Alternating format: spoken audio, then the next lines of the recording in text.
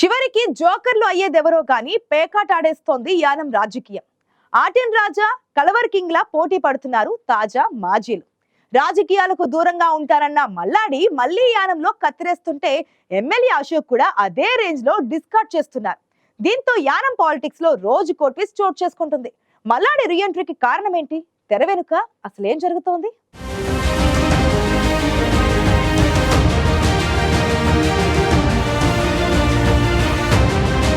కేంద్రపాలిత ప్రాంతమైన యానాంలో రాజకీయాలు మళ్లీ వేడెక్కాయి. దశాబ్దాల పాటు యానాంని ఏకఛత్రాధిపత్యంగా ఏలిన మాజీ మంత్రి మల్లాది కృష్ణారావు మళ్లీ పులిలా లేచారు.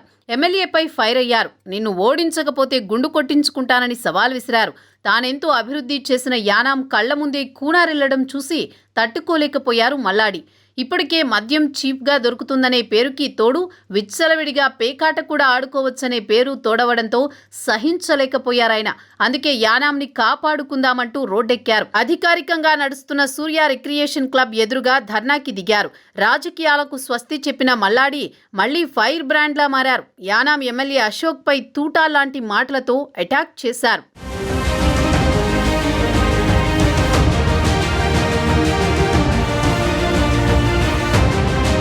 వాస్తవానికి యానాంలో ఎన్నికలు జరిగే అప్పుడే 3.5 ఏళ్లు కావస్తోంది. 25 ఏళ్ల పాటు యానాం ఎమ్మెల్యేగా ప్రాతినిధ్యం వహించారు మల్లాడి కృష్ణారావు. అంతేకాదు కాలక్రమంలో మంత్రి కూడా అయ్యారు. కేంద్ర ప్రభుత్వంలో వివిధ హోదాల్లో పనిచేశారు. యానాం అభివృద్ధికి ఎంతో కృషి చేశారు. యానాం చిన్న పట్టణమే అయినా రాజీవ్ గాంధీ బీచ్ రోడ్ దగ్గర నుంచి ఈఫిల్ టవర్, స్విమ్మింగ్ పూల్ ఇలా ఒకటి కాదు వీలైనన్ని నిధులు తీసుకొచ్చి అభివృద్ధిని పరుగులు పెట్టించారు. 2021 ఎన్నికల్లో ఆయన పోటీ నుంచి తప్పుకున్నారు. రాజకీయాలకు స్వస్తి చెప్పారు. ఈ నేపథ్యంలో గొల్లపల్లి శ్రీనివాస్ అశోక్ ఎమ్మెల్యేగా విజయం సాధించారు. యువకుడు కావడం, దూకుడుగా ఉండడం ఆయనకు కలిసొచ్చింది.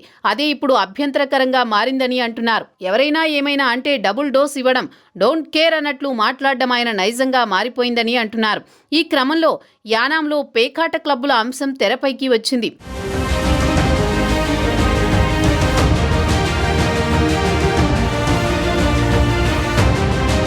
ఎప్పుడో ఏడాదికోసారి పండగకో పబ్బానికో కోడి పందాలు, పేకాట ఆడుకోవడం మామూలే. కానీ ఏడాది పొడవునా లక్షల రూపాయలు చేతులు మారేలా జూదం నిర్వహించడాన్ని తప్పుపడుతున్నారు మల్లాడి కృష్ణారావు.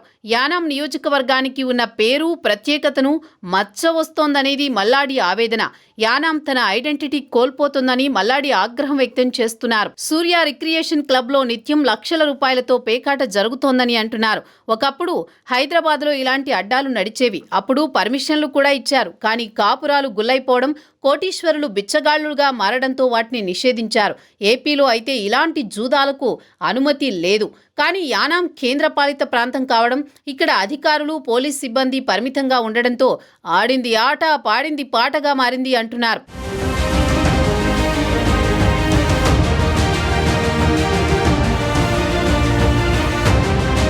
ఈ పేకాట క్లబ్బులపై మాజీ మంత్రి మల్లాడి కృష్ణారావు రోడ్డెక్కారు.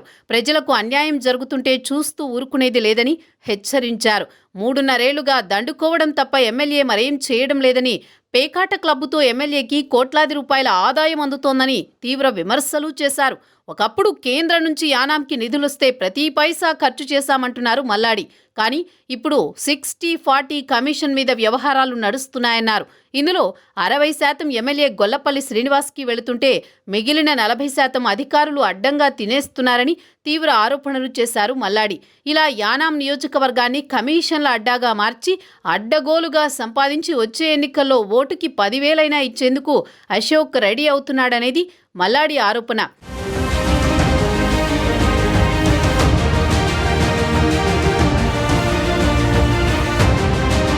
ఇలాగే చూస్తూ వదిలేస్తే యానాం భవిష్యత్తులో అసాంఘిక కార్యకలాపాలకి అడ్డాగా మారిపోతుందనే భావనతో రోడ్డెక్కానంటున్నారు మల్లాడి కృష్ణారావు. అంతేకాదు వచ్చే ఎన్నికల్లో అశోక్ని ఓడించకపోతే గుండు కొట్టించుకుంటానని మల్లాడి చేసిన శబదం నెట్టింట వైరల్ అయింది. అయితే దీనికి ఎమ్మెల్యే నుంచి కూడా స్ట్రాంగ్ కౌంటర్ వచ్చింది. గుండు కొట్టించుకోవడానికి రెడీగా ఉండు, దాంతో పాటు సున్నం బొట్లు కూడా ఉంచుతాను, యానామంతా ఊరెగుదు గాని అని ప్రతి సవాల్ విసిరారు ఎమ్మెల్యే అశోక్. దీంతో సవాళ్లు ప్రతి సవాళ్లతో యానాం రాజకీయాలు వేడెక్కిపోయాయి. యానాంలో పేకాట క్లబ్బుల సంస్కృతి తెచ్చింది ఎమ్మెల్యేనని మండిపడుతున్నారు మల్లాడి. అయితే దీనికి కౌంటర్గా ఎమ్మెల్యే మీడియా సమావేశం ఏర్పాటు చేసి మల్లాడిని తూర్పారబట్టారు.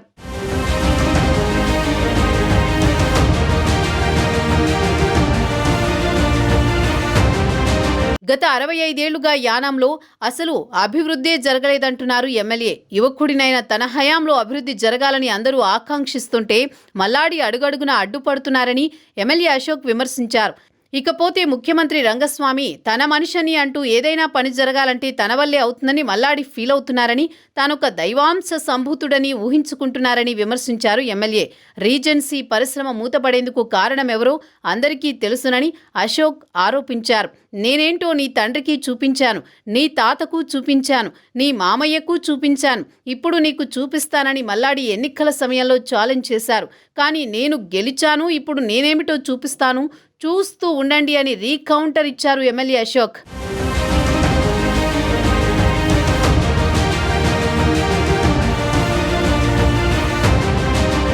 మొత్తానికి యానాం సీనియర్ మాజీ మంత్రి మల్లాడి తన మార్క్ పాలిటిక్స్కి తెరతీశారు. వచ్చే ఎన్నికల దాకా నిద్రపోనని, యానాంని కాపాడుతానని శపథం చేశారు. నేను రాజకీయాల నుంచి వైదొలిగాను, కానీ నేను నిలబెట్టే అభ్యర్థితోనే గొల్లపల్లి అశోక్ని ఓడిస్తానని భీష్మ ప్రతిజ్ఞ చేశారు మల్లాడి కృష్ణారావు. మరి సీరియస్ పాలిటిక్స్ చేస్తానని అంటున్న మల్లాడి చివరి నిమిషంలో తానే పోటీకి దిగుతారా, లేక సతీమణిని తెరపైకి తీసుకొస్తారా, అదీ కాకుంటే వారసులను దించుతారా అనే అంశంపై యానాంలో తీవ్ర చర్చ జరుగుతోంది. ఏదేమైనా మల్లాడి లైవ్లోకి వస్తే ఆ కిక్కే వేరబ్బా అని నెటిజన్లు కామెంట్లు పెడుతున్నారు.